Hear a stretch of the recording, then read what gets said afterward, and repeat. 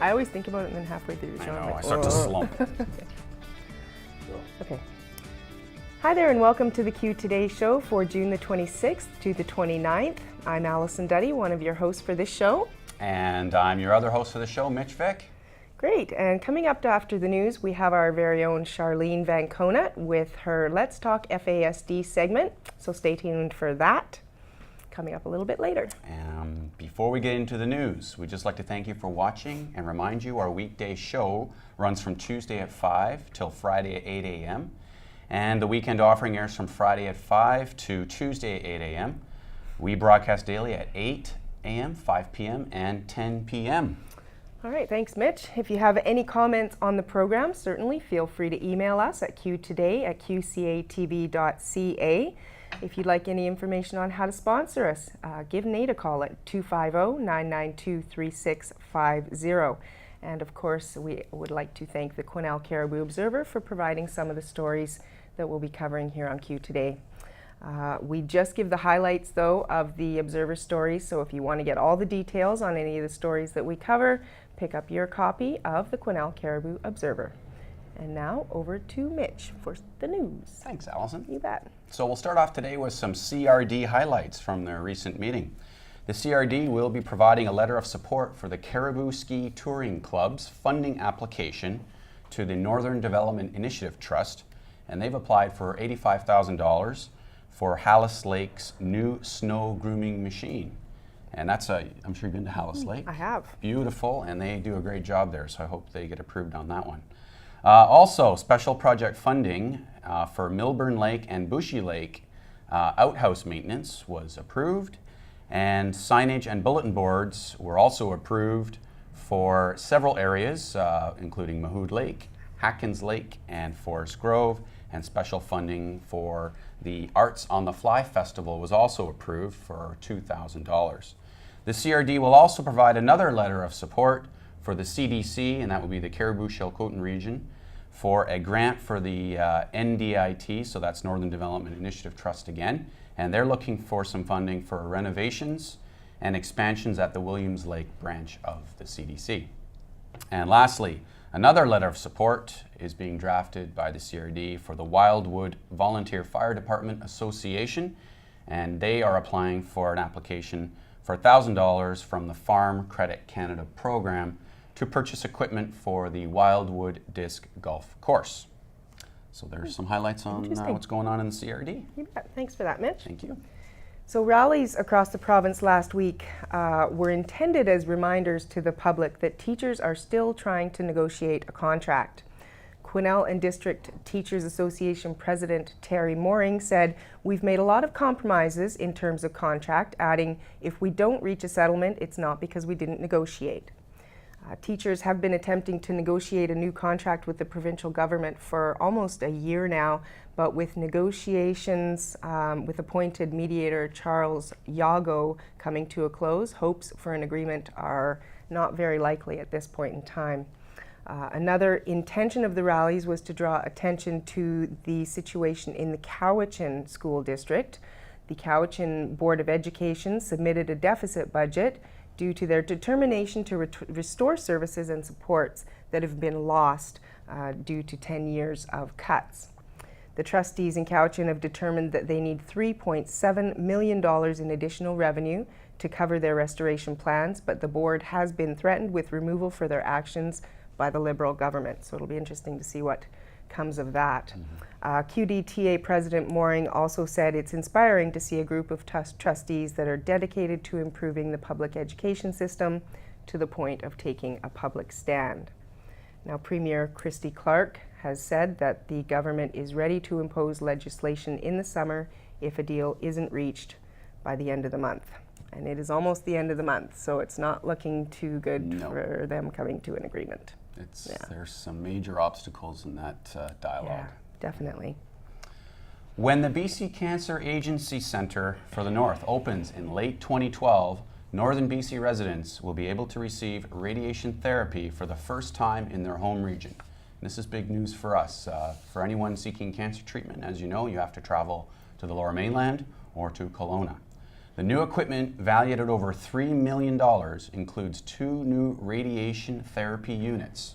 These units arrived in March, and a team has been busy installing, calibrating, and testing the units. This process will continue for several more months. The units, also known as linear accelerators, provide radiation therapy by using high-energy X-rays to kill tumor cells. Radiation may be used on its own or in conjunction with other chemotherapy or surgery.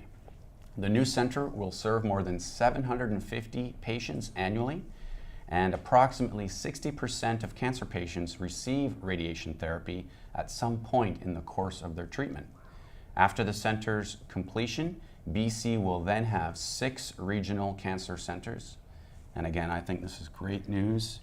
And this disease touches so many lives. Everybody. We know someone, everyone, we know someone who has cancer. And it always involves living on the coast for the most part because of the length of the cancer treatment. So. And it's so hard on families because you want to have support when you're going through that, but perhaps your husband or your spouse, has to stay home and work, and kids are in school. This is just going to be fantastic for local residents to be able to just have an hour drive to get the treatment that they need. Absolutely. So great news story there. You bet. Thanks, Mitch. So the Quesnel and District Arts and Leisure Services is running the Imagination Park Summer Fun Program from July the 2nd to August the 31st. This is for children aged 6 to 12. It's a great way to spend the summer at the Arts and Recreation Center. Now, the Imagination Park has 9 theme weeks. They have I Am Canadian Week, Mexican Mayhem, Quesnel's Got Talent, Mad Scientists, Time Travelers, Sports for All Sorts, August Christmas in August, that sounds like fun, game shows, and Summer Survivor, which sounds like another good one. The Imagination Park will be running Monday to Thursday from 9 a.m. to 3:30 p.m., but they do have pre-care options available at 8 a.m. and post-program care also until 5 p.m. In addition to Imagination Park, a special event is planned for each Friday, including a trip to Moose Meadows Farm, a kids' carnival, 2 different days of water slides in the park, including lunch, a trip to the Yorston Farm and their famous corn maze there, and the ever-popular Rec Center sleepover. If you would like more information or if you want to register your child for Imagination Park, visit the Arts and Rec Center, or you can give them a call at 250-992-8200. Sounds like a lot of fun. I wish I was between 6 and 12 again. I know. They get all the fun. Yeah. Ruth Schooler, a contributor to the Quesnel Caribou Observer, has recently reported on her attendance at the 11th International Federation of Aging Conference held in Prague, Czech Republic. She made note of many international speakers who presented at the conference, including Canada's Minister for State and Seniors, Alice Wong. Some topics covered at the conference included health promotion throughout life, mental health needs for older people, housing, and the living environment. An interesting fact presented by R. Keller of the United States stated that the Salvation Army is the world's largest provider of elderly housing. Other points of interest included that pets are extremely important to seniors later in life, and discussions on important technologies that are being developed for people with dementia.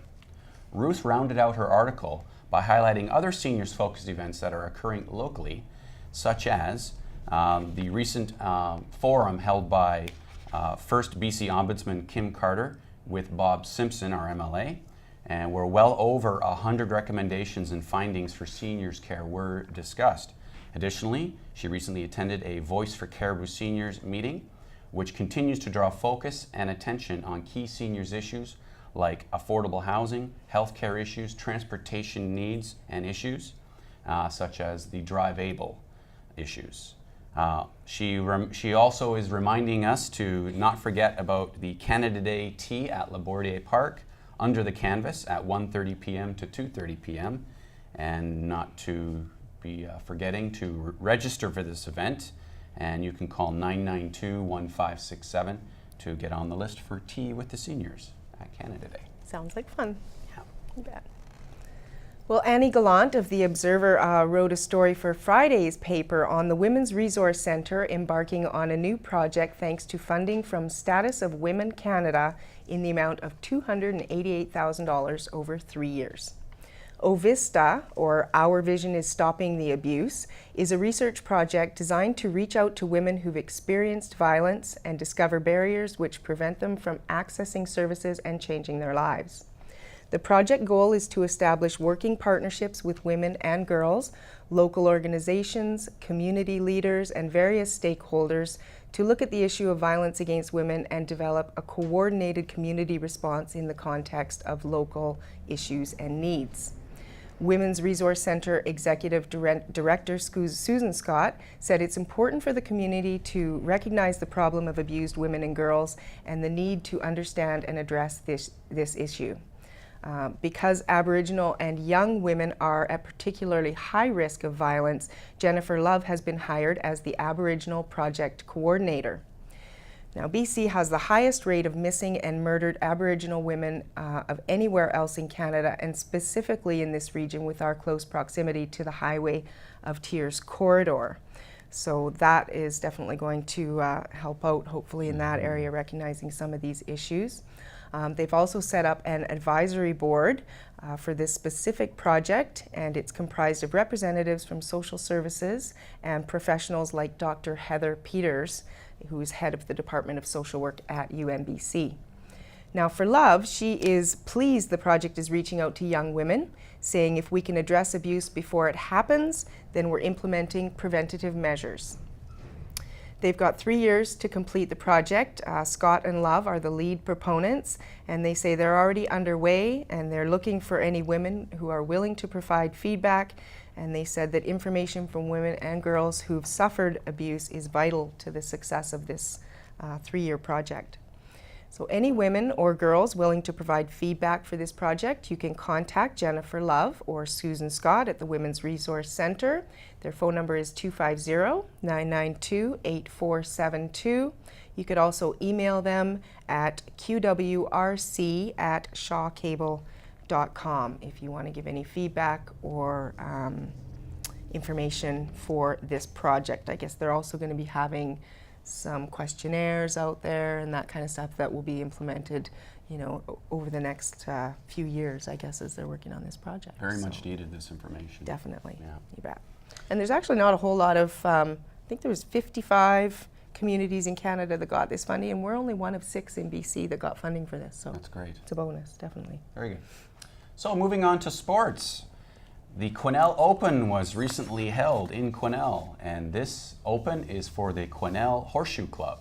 They played last Saturday and Sunday, and they hosted players from as far away as Abbotsford and out of province, including Alberta. And speaking of Alberta, an Albertan, Steve Moody, took the men's A class with 5 wins and no losses, so pretty dominant play there. In the B class, which some of the same participants could also play in that division, the results were exactly the same. Steve Moody won again. Our own Lloyd Osborne and Joe Britkoff rounded out the top 3, so a couple local guys did sneak in there. That's good for them. For the women, Helen Boudreau took top honors in the A class, and Ida Boschman of Prince George took the top in the B class. There were also many other competitions that day for mixed classes in terms of men and women playing together. There was a 30-foot class, a 40-foot class, youth classes, and seniors mixed classes. So the 2-day event was action-packed. Many locals taking top honors in those various events. And for a full list of all the winners, please check out The Observer.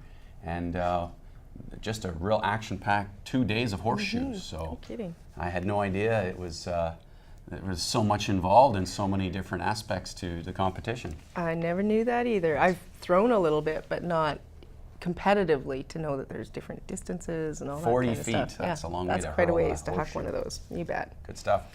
Alrighty, so soccer. The Caribou League gathered in 100 Mile House recently to wrap up their season.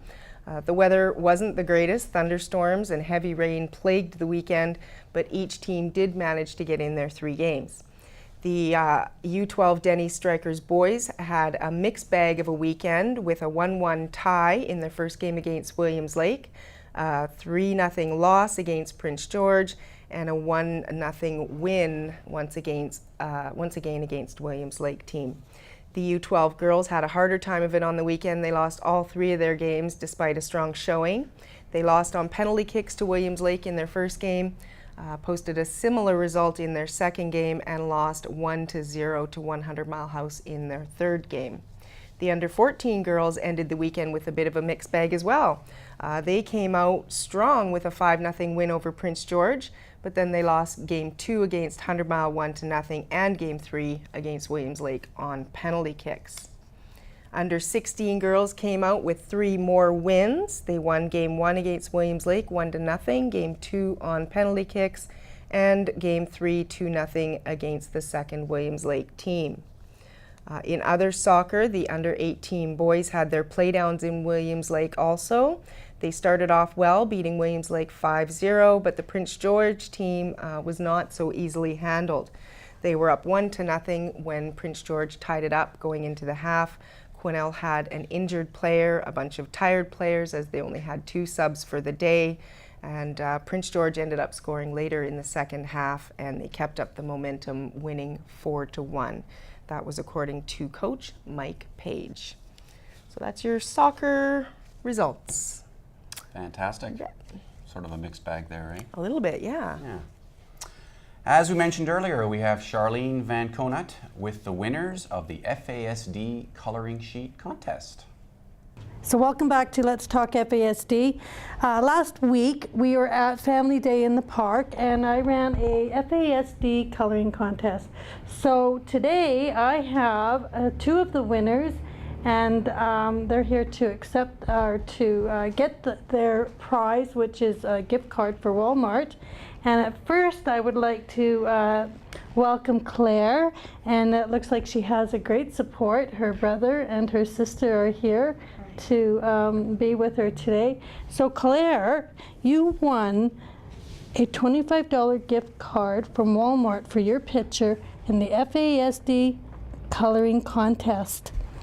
Thank you for being here. Do you remember what FASD means? You don't? Okay. Do you remember? I can't. You don't remember? Do you remember? When you have alcohol and you're pregnant. Yeah, good job. Right on. Our second winner that we have here today is Sapphire Mingo, and she won in her age group, which was 12, 13, and 14. And I'd like to present this to you, Sapphire. $25 gift card from Walmart. And what do you know about FASD? What she said. What she said. Okay. So Claire, she won her group actually in the 3, 4, and 5. And I think she did an awesome job. And we have 2 other winners that cannot be here today. So we have Laura, and which was in the 8, 9, 10 group. And then we had Chelsea Boyd, who won the contest in the older group, 16, 17, and just up. So thank you for being here, and I'm glad you participated, and I hope to see you next year to enter again. And maybe, you never know who might win. Maybe all 3 of you. You think? Maybe. You're all different ages.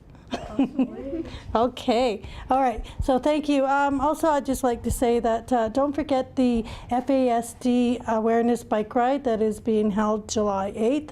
We're leaving at the Barty Park at 1 o'clock, and we'll be riding to McLeese Lake and then back to Quesnel Tillicum Society, the Native Friendship Center, where we will be having a barbecue, and there will be door prizes. And so I hope to see everybody out there. And let's just hope for great weather for that day. And again, thank you for being here today on Let's Talk FASD. Thanks, Charlene. And now it's time for our photo of the day. We've actually got a few for you. Dave Sutton, he sent us a couple of pictures from the recent celebration of Dengarry Professional Services Limited. They celebrated their 25 years of service to adults with developmental disabilities last week, and Dave sent us a couple of photos from that. And he also sent us some pictures that he took at the Antique Machinery Park last weekend. They had their family fun day there, And the pictures that he sent are of the dedication of the Bill Magnowski sawmill. It looks like they had a good day up there last weekend. The weather was good, and I actually drove by and there was quite a few cars at the machinery park, so it looks like they had a good day. Good. Which is good, yeah. Well, next up, let's see what's going on in our community with our local community calendar.